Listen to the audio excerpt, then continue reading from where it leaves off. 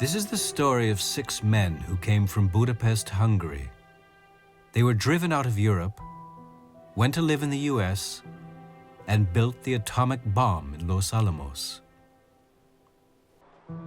They went to Hollywood to make propaganda films for the armed conflict with Nazi Germany. Individually and collectively, each of these Hungarian Jews declared war on totalitarianism. Michael Curtiz was originally called Michael Curtiz Kaminer. He carved out a career in Hollywood and made Casablanca, the most famous movie of all time. Endre Erno Friedman became Robert Capa. Armed with his camera, he went to war alongside US troops and became the world's most famous war photographer. John von Neumann, originally János Neumann Margitai, was the mathematical genius of his age and devised the structure of the modern computer. Leó Szilárd became a physicist and a molecular biologist. He developed the theory of the nuclear chain reaction and blazed the trail for the atomic age. Eugene Wigner. In 1963, he was awarded the Nobel Prize for his contributions to nuclear physics. And Edward Teller helped to build the atomic bomb, then the hydrogen bomb, and became one of the most controversial scientists of his age. In the past, they had all been forced to flee, first from persecution in their Hungarian homeland, and then from the Nazi regime's racist mania. When Nazi Germany's attack on Poland on September 1st, 1939 unleashed World War II, the geniuses from Hungary went to war as well, their own personal war. Curtiz turned the romantic drama Casablanca into the best-known propaganda film in cinema history. Capa was in one of the Allied troops' landing craft in Normandy on D-Day. Szilárd persuaded Albert Einstein to write the letter to the US president that became the catalyst for the Manhattan Project, the American atomic bomb. It was these men, the Hungarian scientists, who launched the Manhattan Project and designed and helped to build the bomb. They knew why they had to prevent Hitler's victory at all costs.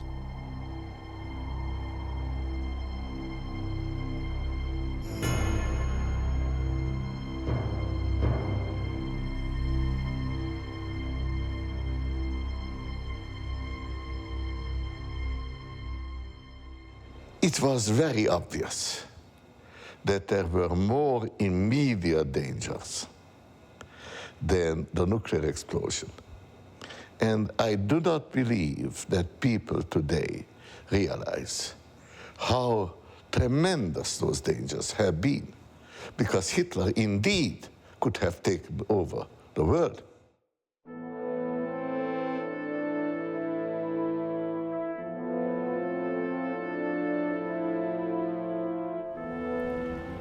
December 7th, 1941. Japan attacks the American Air Force base at Pearl Harbor. Now the US is at war, too. This marks the start of the race to produce the nuclear bomb.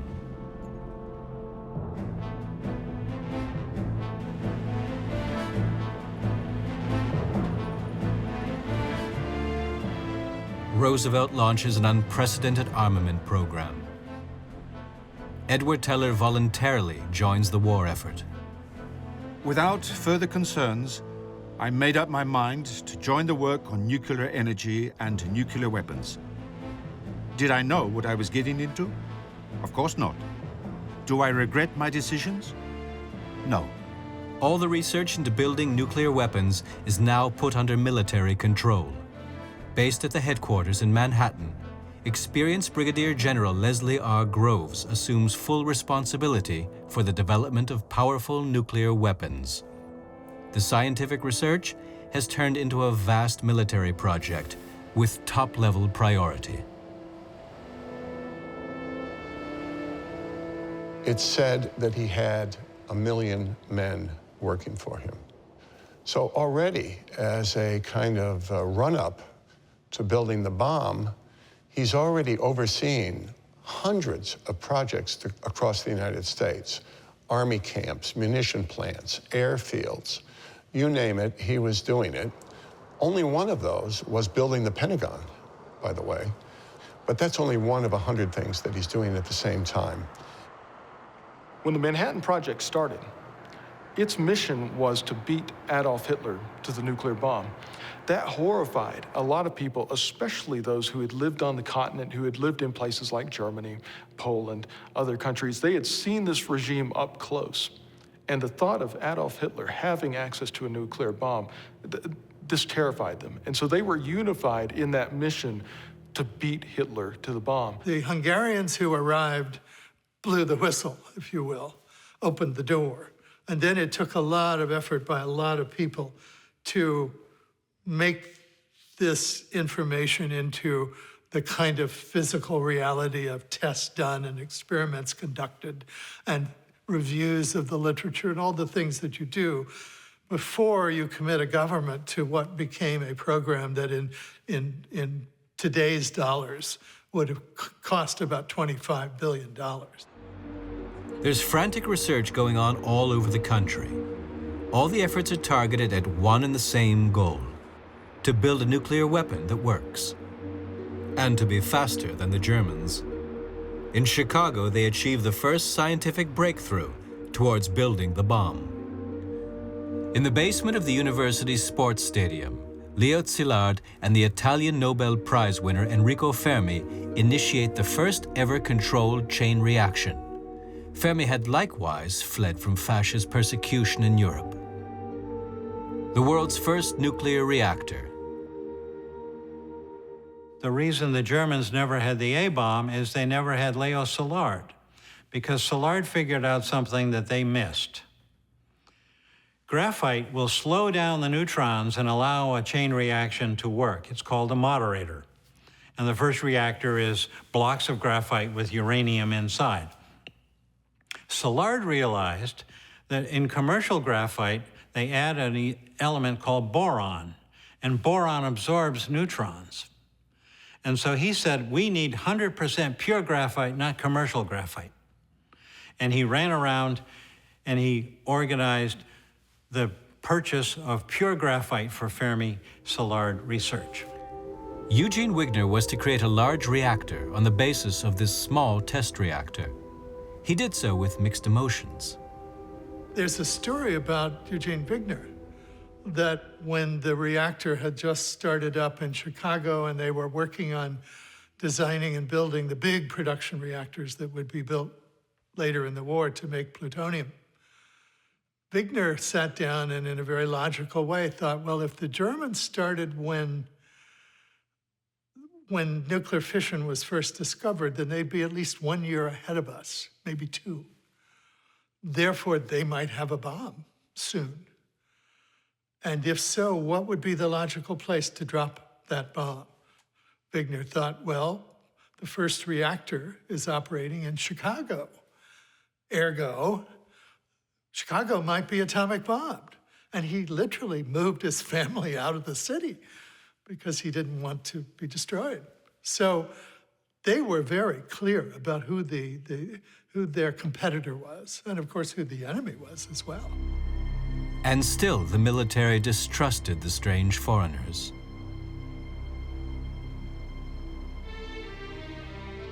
The Army ran a security check on them and came up with these 2 enemy aliens who they distrusted. They thought Fermi was a fascist. They thought Szilárd was sympathetic to the Nazi regime. And they said that no money should be given to these 2 people for this secret work. I've seen the FBI files on Leó Szilárd. They're hilarious. Subject speaks a strange foreign language and seems to spend most of his time in delicatessens because Szilárd was someone who lived in hotels and ate at local delicatessens because he liked Jewish food. They don't quite know what to do with this man. Went into a hotel, spent some time there, came out of hotel, met another person who spoke a strange language on the street. They talked for a while. This is Wigner. They're speaking Hungarian. I mean, the FBI records are comical in a sad way. The Hungarian scientists are seen as potential suspects. hardly anything is known about their previous lives in Germany. Absurdly, the Americans were worried that the Jewish refugees could be Nazi spies. Grove's distrust was immense, but he knew it wouldn't be possible without the Hungarians. If we have perfect security but don't get the bomb, you fail, right? First objective is to get the bomb and then keep it in best security as you possibly can. And that's why the decision was made, again, put them out in the middle of nowhere, isolate them. Even if you assume that there's a spy, they will have difficulty communicating any secrets to their spy master. And so they looked for a remote place for the most secret project of the war, cut off from the rest of the world.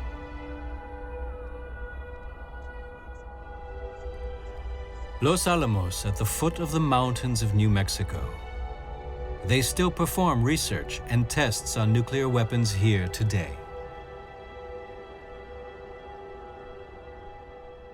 That was one of the things that made Los Alamos desirable, is that the land, it wasn't near a large center of, large population center, wasn't near an international border. The land was relatively easy to acquire, so the location of the laboratory itself was a security measure. From all over the United States, they brought the best and the brightest here to the boondocks of the West. The town of Lamy was the last outpost of civilization. Beyond it, there's nothing but mountains.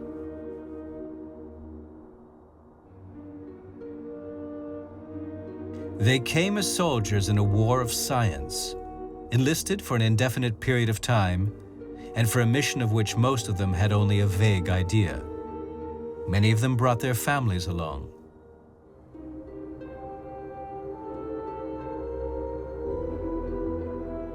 Their new home was a fenced-in, heavily guarded shantytown. General Groves appointed J. Robert Oppenheimer, one of the country's leading physicists from Berkeley, as scientist director. His job was to ensure scientific successes. The Army was in charge of everything else. Well, within the project, of course, this is one of, sort of high security. This is the so-called biggest secret of the war. And not only did General Groves want to keep everybody outside the project from knowing what is going on, he tried to keep control of everybody inside the project so that they wouldn't talk, wouldn't be able to write letters back to their families. So what General Groves did was he introduced the security measure of compartmentalization. He divided the project up into smaller pieces. And you, as a member of the Manhattan Project, as an employee, you were only given information that you needed to complete your specific task. Four men knew what the bigger picture was about. Edward Teller, the theoretical physicist. Eugene Wigner, in charge of building a reactor for the bomb material plutonium, as well as his fellow countryman and friend, Leó Szilárd. The advisor for the mathematical calculations was John von Neumann, the fourth of the Hungarian scientists. They had initiated the project. Now they had found their mission. On his arrival, Teller noted, "We were all going to be locked up together, for better or for worse. Once we were on top, we were confined to the immediate grounds by barbed wire. Our privacy became a distant memory." This is really where all the work came together. This is where the bombs were designed and constructed, where the test preparations were made, where they tried to figure out how to deliver the bombs. But they limited the amount of information that each employee got to the bare minimum. It was that balance of security and scientific efficiency that had to be achieved. John von Neumann wrote to his wife, "The laboratory is an odd combination of an army post, a Western National Park with lodge, and a few assorted things. The project is worth meditating about, although one should probably not sell one's soul to it." But that is precisely what they had to do now. The young scientists had become combatants in a secret war. Characteristic of these scientists is that they were willing to risk their scientific careers in order to do everything they could to defend the United States and to defend the free world. And this is what makes them a group. They were soldiers like everybody else fighting the war, and so for them it was exhilarating, in fact, to be able. They felt they were making a big contribution to the war, as well as having a great time doing science. So for almost everybody there, I mean, I think they almost all agreed that was a great life. It was a great life. It was those 2 years at Los Alamos, for many of them, were really the high point of their life. They were young, they had a mission, and they didn't have to lie in trenches like other soldiers. The sworn-in group was allowed to go on excursions to the picturesque mountains of New Mexico, far from the big cities, and far from the war on the other side of the world. Edward Teller commented, "The intensity with which we were pursuing our goal, combined with the isolation and primitive living conditions, led to a great informality, both in manners and in dress. I remember that the first party at Fuller Lodge came to be known as the necktie party, because the invitations read, 'Wear a necktie if you have one.'" The social life there was sort of back to what he had left and missed so much in Budapest. To drive up this mountain in Los Alamos, and then here's all like the old Budapest parties. I mean, there's all these Eastern European scientists and physicists, many of whom, you know, played music, and everyone was back sort of in a Hungarian village. It kept people from going crazy. I mean, they're working on this terrible problem, supposedly, or terrible solution to a even worse problem. It wasn't a, it was a very hard for these people who were, you know, very perceptive people. November 1942. The Allied troops started Operation Torch, the invasion of French North Africa. American troops advanced on the Moroccan seaport of Casablanca.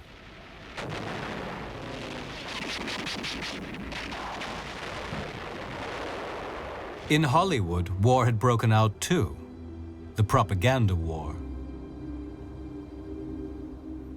The American public had to be won over for the war, so the government founded the Office of War Information. This office lays down the basic themes for the film industry right from the start. Hollywood had only one mission: to produce a movie that will convince the American audience that the Americans were going to win the Second World War. And they did it in so many ways. Warner Studios, founded by immigrants of Jewish descent, were at the forefront in the war against Nazi Germany. Previously, the studios had made westerns and melodramas. Now the films were about pathos and patriotism. Michael Curtiz enthusiastically comes on board. He just was the quintessential patriotic American, and he believed in that. So when he came here, he ended up living during the Depression like a feudal baron. I mean, this is a guy that had an estate of almost 300 acres and a Tudor house and a polo field. So he felt very grateful that America let him do that. I'm sure he was very committed to the defeat of Nazi Germany, and he saw America as the best chance of bringing that about. And Casablanca was to become his masterpiece. A romantic drama about loyalty, honor, and conviction. A thriller between the fronts, set in a place where the real war was raging. You had Michael Curtiz, you had Humphrey Bogart, you had Ingrid Bergman, and it was all this serendipity coming together at a moment in time during the war. At this time, Curtiz, the immigrant from Hungary who had acquired his skills in Vienna and Berlin, was Hollywood's secret weapon. His movies were blockbusters. The greatest stars were eager to work with him. He filmed everything at incredible speed and with manic obsession. He is the only director who has specialized in so many genres, westerns, musicals, crime, thrillers, his output is absolutely tremendous. I mean, it's about 160 films. On a human level, I don't think he was a nice man. He was just so determined and so driven. He would think nothing of keeping his crew without a lunch break for 20 hours. And when somebody would complain, he would say, "Take an aspirin like I'm doing." He butchered the English language. He never learned English. He spoke with verbs.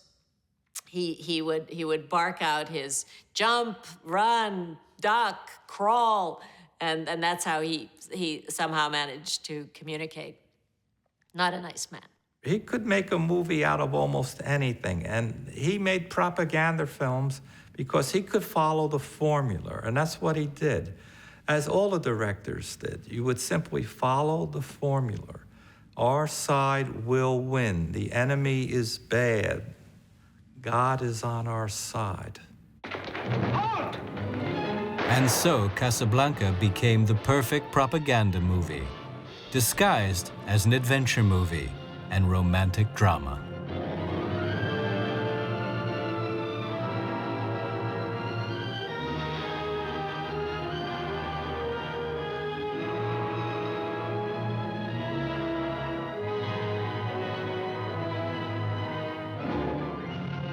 Besides the superstars, for the supporting roles, Curtiz signed many actors who had fled Europe from the Nazis, such as Conrad Veidt and Peter Lorre.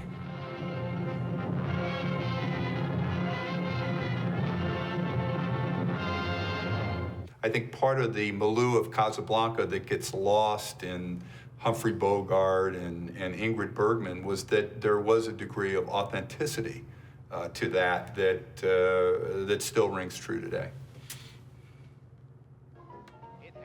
And here we go into Rick's Cafe. And notice how Curtiz always has the camera follow you in like you're walking into the cafe. And Curtiz had a lot of experience in cafes growing up in Budapest. And I think he really had a feel for how this movie, and you see the entire cafe in this long dolly shot, people lighting cigarettes, and then he dollies in on Dewey Wilson.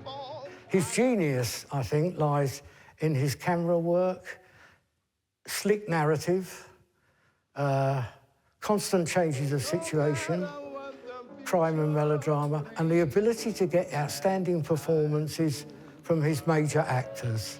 I thought I told you never to play that. And there they are, the eyes with tears in it. Yep.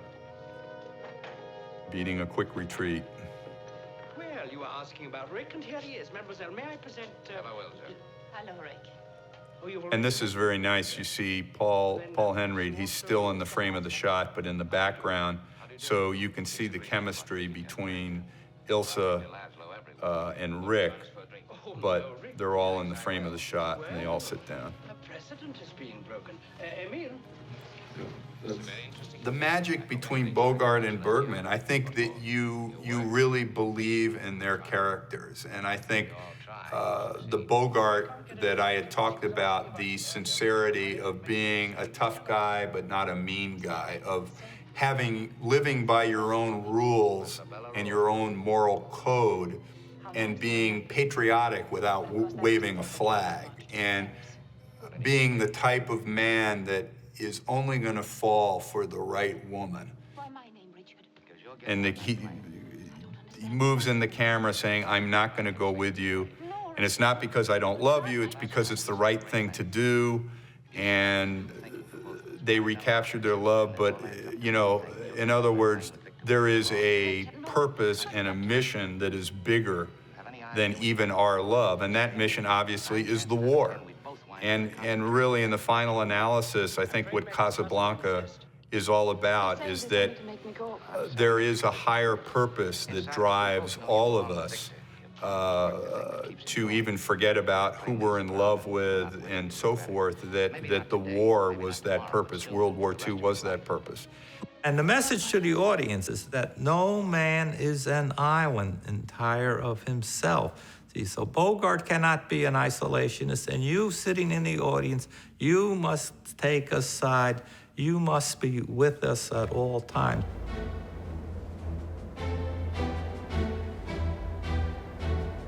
Robert Capa never doubted which side he was on. June 1944. Along the English coast, the Allied troops are getting ready for the invasion of Normandy. This heralds the final battle against Nazi Germany. Capa's traveling with the American troops. He was driven out of his homeland, Hungary, had to flee Germany from Jewish persecution, had documented the fascist attacks in Spain, and now he wanted to show the downfall of Nazi Germany. He had found his mission. He didn't think about himself, so he wasn't afraid. He had a very keen intelligence. Some generals said that he understood the strategy of war very well. He had a great way of finding out where the action was going to be, and that's where he went. No one before him had ever done that so uncompromisingly. In this war, too, Capa takes sides and feels sympathy, like in all the other wars the years before, which he documented with his camera. He is with the soldiers, but he is not embedded. Embedded has rather negative connotations nowadays. Since Iraq, really, where photographers were embedded with US troops, but were then also led to a certain extent. Certain things were shown and certain things were concealed, whereas Capa was completely independent. He simply made friends with troops or a group of soldiers and then went off with them, always in the direction of the loudest gunfire and the biggest danger. He was really in the thick of it, and that was new in photography. It had never been done to that extent before, not as extreme.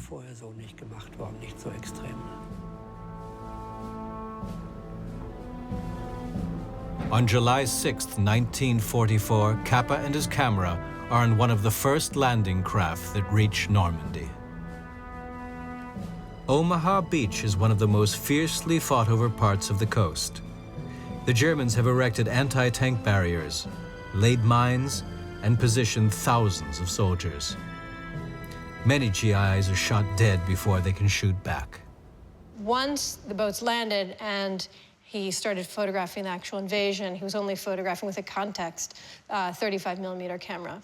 Apparently there were 4 rolls of film that right after about several hours of photographing, he decided himself to take back to England on the boat that was going back, not to give them to the agent who was picking up films, moving footage, and still films, who was on the beach.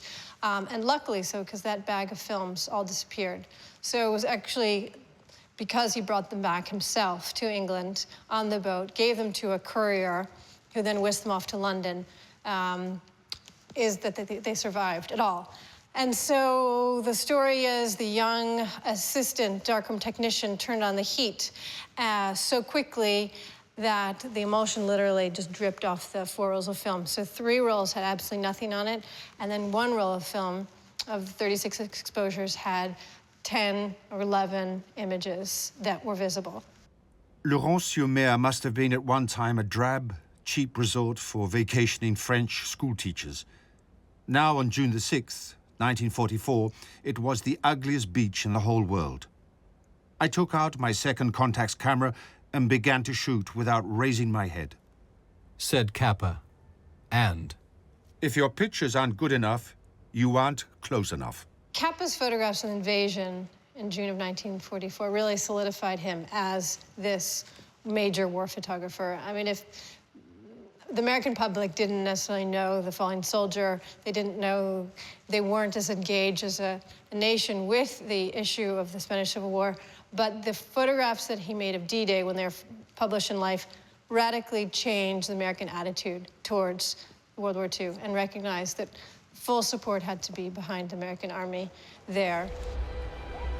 Capa stays with the American infantrymen all the way to Paris. There he experiences how the liberators are passionately welcomed. From Paris, he writes to his mother and to his brother. This is the first time that I can write since D-Day. I had a little bit of adventure on the first day and was officially posted missing. Some people even saw my body floating in the water. I hope if my body ever has to float, it will be in whiskey. I cannot complain now since I found that the French have hidden enough wine and brandy to keep me happy. Capa and some other drinking companion were drinking at the Ritz.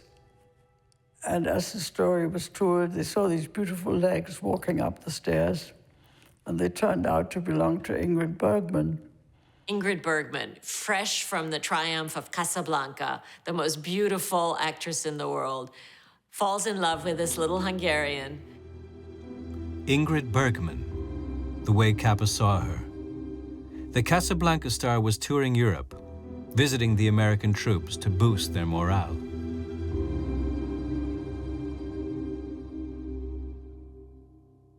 Capa followed her for a while, first to Hollywood, then after the war to war-torn Berlin. This is the only photo that shows the two of them together. Capa never talked about his love affair with Ingrid Bergman. The way the world found out about that love affair was in her memoirs, in which she says very openly that she loved Capa, she wanted to marry him, but that he didn't trust himself to be married, and because his real passion was war, and that he was the world's greatest war photographer, which was a label that he could never shake. Capa's mission was not over yet. He went on to film in other parts of the world, again on the side of the USA. War was to become his destiny.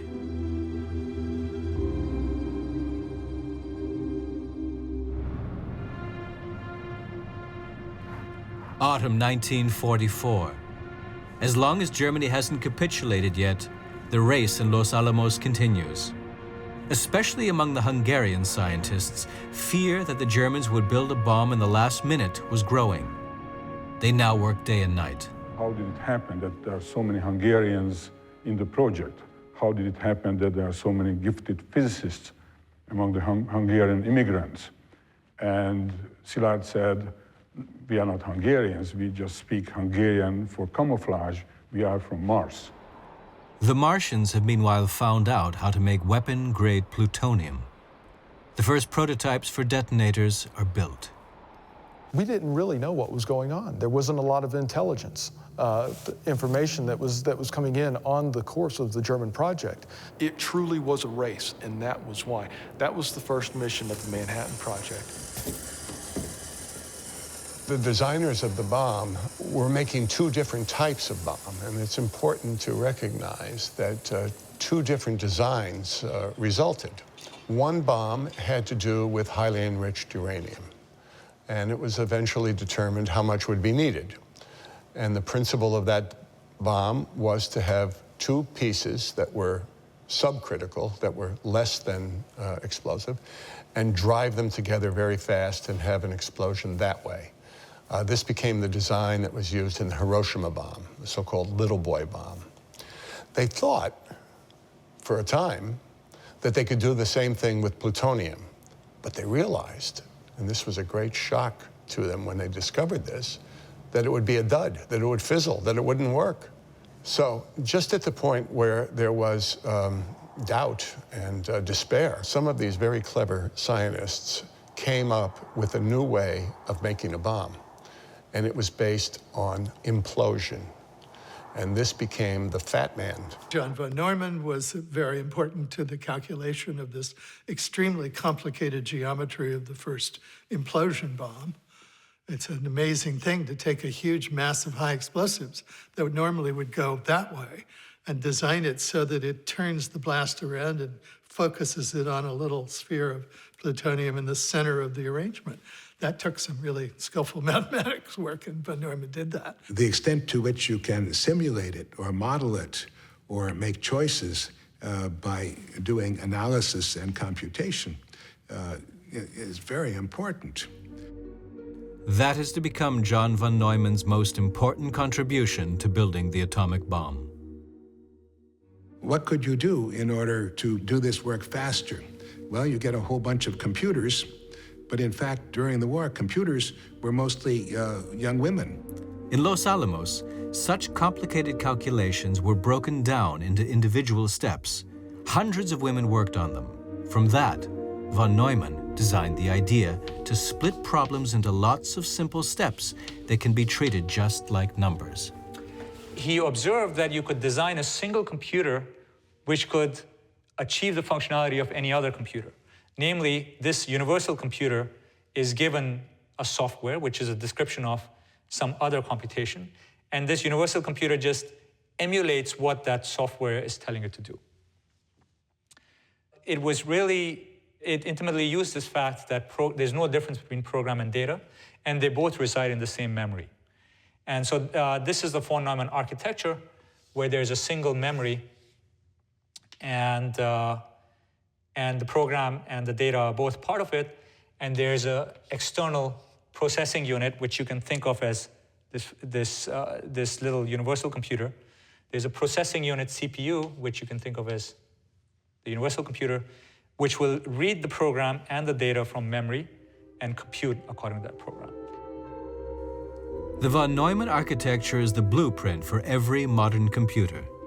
The idea reduced the time it took to work out the calculations for the bomb by 2 years, and it was about to change the world. Early 1945, General Groves urges the scientists to hurry up. But Leó Szilárd, the project's most important physicist, objects to military disciplining. Szilárd didn't like the military particularly, and he especially disliked General Groves, who he thought was too haughty and rigid and authoritarian, and so he kept making fun of Groves, and this got back to Groves, who thought that Szilárd was pushy, didn't like that he was Jewish, didn't like that he had an accent, and didn't like that he was ordering other people around. General Groves actually wanted to put him in jail, and it was only with some difficulty that his friends persuaded Groves it wasn't such a good idea. But he did break the rules, and he was very strong that he would never swear himself to secrecy, that he would work for the government and he would keep the secrets only if he thought it was right. As long as the war against Hitler was not over yet. But the scientists living in the isolated world of Los Alamos weren't told how far the Germans had got with their nuclear research. That remained a U.S. military secret. And Groves puts together a scientific technical team, military team, under the code named ALSOS. The ALSOS team is on the ground, seizing the scientists, seizing the laboratory, seizing the documents, and word gets back to General Groves and to the other high officials in Washington. There really has never been a serious German bomb program.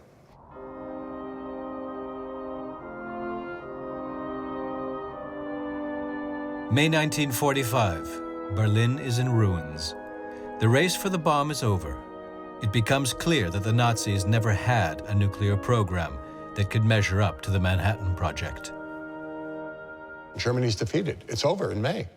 Now what do? Now we turn our attention to Japan. And some of the scientists are concerned about, we almost have a weapon ready to go here. Should we use it? Should we not use it? How should we use it? And what's going to happen after the war? So all of these questions now arise. But the work in Los Alamos and elsewhere continues. It's just a question of weeks before the first bomb is operational, after Hitler's downfall. And therefore, Leó Szilárd doesn't see the moral justification for it anymore. Szilárd was horrified by the prospect of a nuclear chain reaction because he knew just intellectually, mathematically, the way these atoms split, the power is going to be huge. There was even concern among colleagues that it would ignite the atmosphere. Szilárd wasn't afraid of that, but he was afraid that this would be a city, one bomb, one city, that it was really a weapon of genocide. It was not a military weapon. But it's too late. On July 16, 1945, the first atomic device is tested in Trinity site.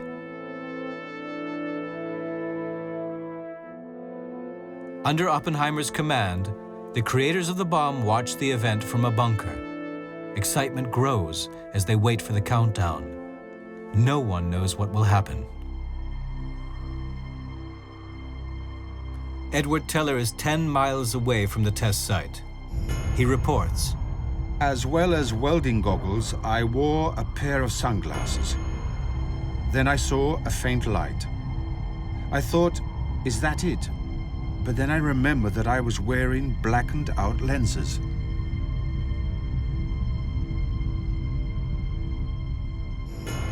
Later, Teller explains, "I knew that it wouldn't take long until this weapon will be used."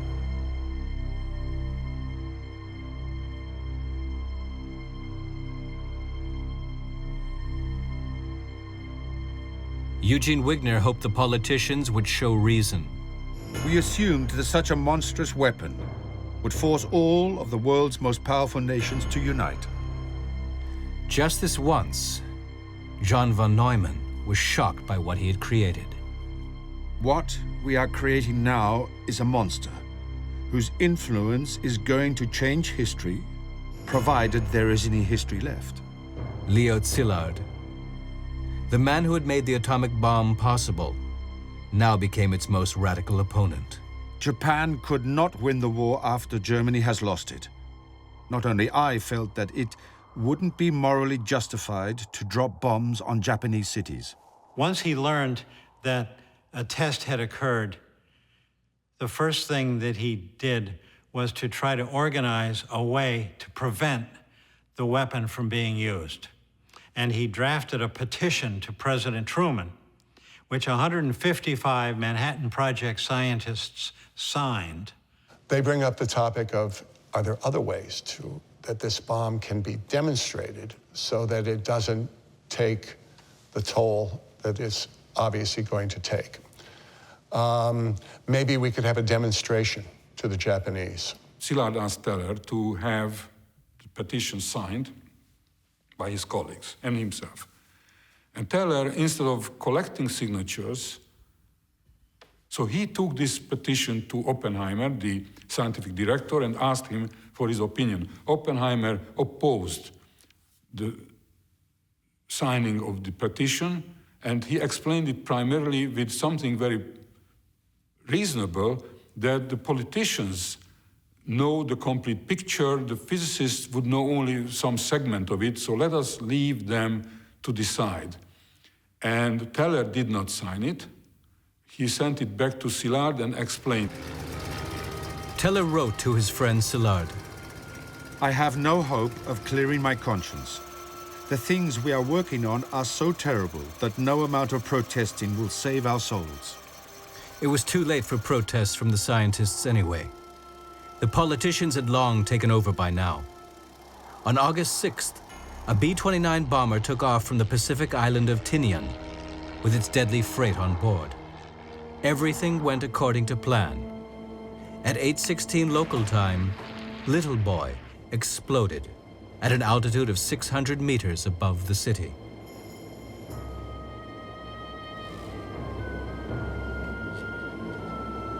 $70,000 to 80,000 people were instantly killed. Another 130,000 people or more died of the after effects. 3 days after Hiroshima, the bomb under the code name Fat Man is deployed. Its target is the city of Kokura, but due to low visibility, the bomber is redirected to Nagasaki.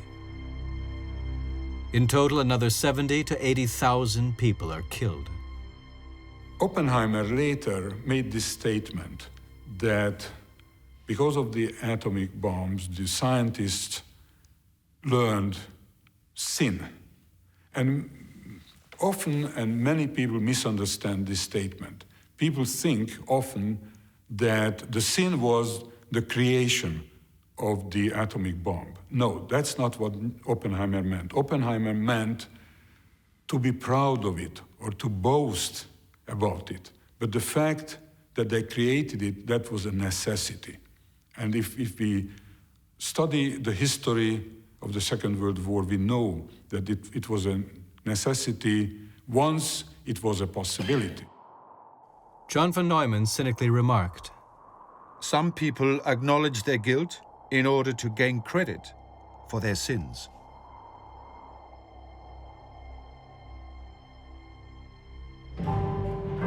The Cold War had begun. Szilárd knew what the consequences would be. After the war, he feared above all an arms race with Russia. Again, he was years ahead of the war of his colleagues in seeing this danger. In August 1949, the Soviet Union tests an atomic bomb, which through espionage is a replica of the American bomb, but nevertheless, an important milestone has just happened. What's the response to that? Well, maybe we need a bigger bomb.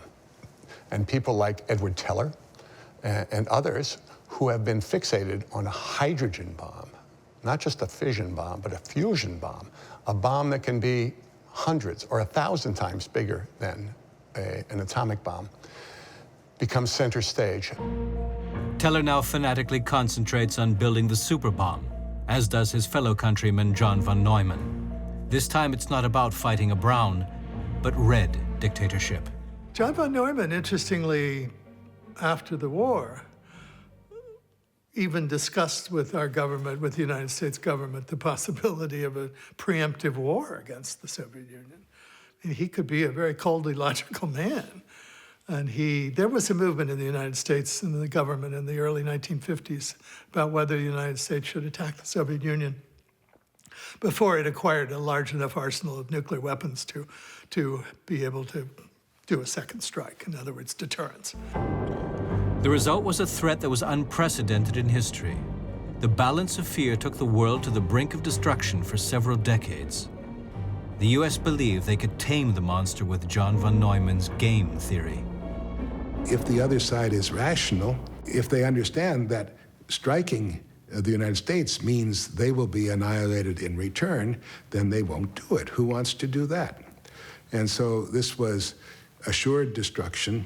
So if the Soviet Union would strike the United States with nuclear weapons and destroy us, we would have enough surviving nuclear weapons, delivery systems, and command and control so that the Soviet Union would be destroyed in return. And even though they would have the joy of seeing us destroyed, they would presumably care more about surviving themselves. On more than one occasion, the logic of fear almost brought about the end of the world. Never before had scientists put themselves into the service of politics so unconditionally. Once more, Teller and von Neumann were at the forefront.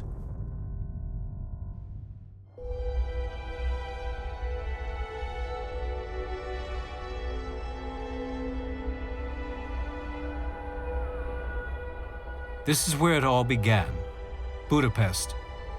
Back then, when they fled from their hometown, they didn't know it would be forever. After the Second World War, Robert Capa founded the agency Magnum Photos in Paris with some of his colleagues. In 1954, he joins the war again. He's ripped to pieces by a landmine in Indochina. He dies at the age of 40. During the Cold War, John von Neumann works closely with the US government and armed forces. He's a supporter of a preemptive strike against the Soviet Union. He suffers from cancer, and he dies in Princeton in 1957. Michael Curtiz cannot live up to his pre-war success. He dies in 1962 at the age of 74, more or less forgotten by the world. But Casablanca becomes immortal. Leó Szilárd turns his back on nuclear physics and dedicates himself to biology. He co-founds a peace movement and spends the rest of his life fighting against atomic weapons. He dies in 1964 at the age of 66. Eugene Wigner stays in physics and receives the 1963 Nobel Prize for his works, some of which he had already begun in Berlin. He dies in 1995 at the age of 93. Edward Teller frenetically dedicates himself to building a hydrogen bomb. He later persuades US President Reagan to launch the infamous missile defense program, Star Wars. Teller dies in 2003 at the age of 85.